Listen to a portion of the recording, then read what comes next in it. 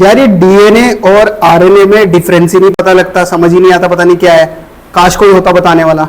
तो किसी भी ऑर्गेनिज्म का बॉडी स्ट्रक्चर, आई कलर, उसके कितने हाथ होंगे, कितने पैर होंगे, सारी इंफॉर्मेशन किसमें है?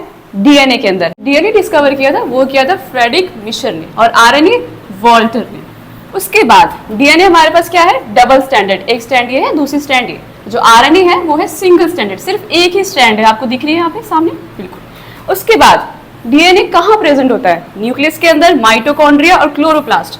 क्लोरोप्लास्ट कहाँ होती है? प्लांट में, और बाकी ये सब तो प्लांट में है ही, ये एनिमल में नहीं होता क्लोरोप्लास्ट। उसके बाद जो हमारा आरएनए है वो प्रेजेंट होता है न्यूक्लियस में और साइटोप्लाज्म में, और आरएनए और डीएनए दोनों ही प्लांट और एनिमल सेल में प्रेजेंट होते हैं। डीएनए में हमारे पास क्या है? Nucleotide base, adenine, guanine, cytosine, thiamine.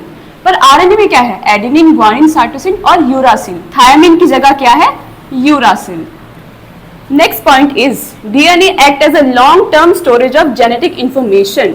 DNA के पास कौन सी इंफॉर्मेशन है? जेनेटिक इंफॉर्मेशन, इसका मतलब हेरिडिटी इंफॉर्मेशन।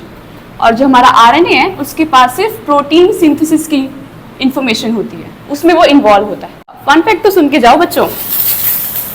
तो no two persons have same DNA, सब में डीएनए अलग होता है, वो हमें पता ही है। ओके, तो माइक्रोमीटर का न्यूक्लियस है, उसमें 2 मीटर का क्या है? हमारा डीएनए प्रेजेंट है। तो सोच के देखो बच्चों, 2 मीटर का डीएनए कुछ माइक्रोमीटर के न्यूक्लियस के अंदर कैसे प्रेजेंट है ना ये फन फैक्ट। उसके बाद DNA can store digital data, files, music, even movies like Naruto और वन पीस, एनिमे भी स्टोर कर सकता है।